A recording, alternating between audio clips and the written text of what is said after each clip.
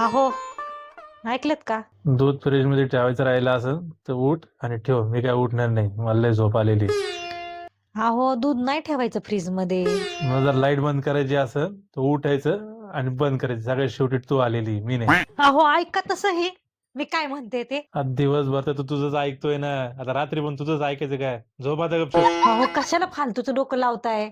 मी काय म्हणते ते तर ऐका.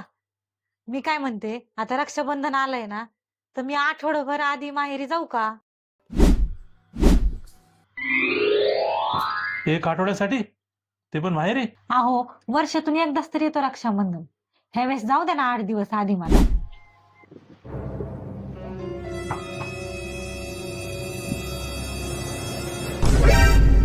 अरे बापरे, किती प्रेम आहे यांचं माझ्यावरती. यांना रागत नाही ना आला? 8 दिवसांऐवजी 2च दिवस जाते म्हणून सांगते.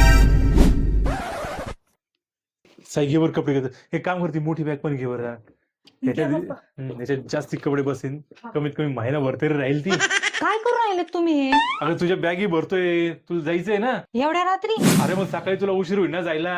सकाळच्या पहिल्या गाडीतच जाता येईल ना तुला. मग त्यासाठी आधीच भरू राहिले बॅगी सगळे आम्ही, है ना साई? अगं मम्मी, पप्पांनी तुझं तर उद्याचं तिकीट पण बुक केलं.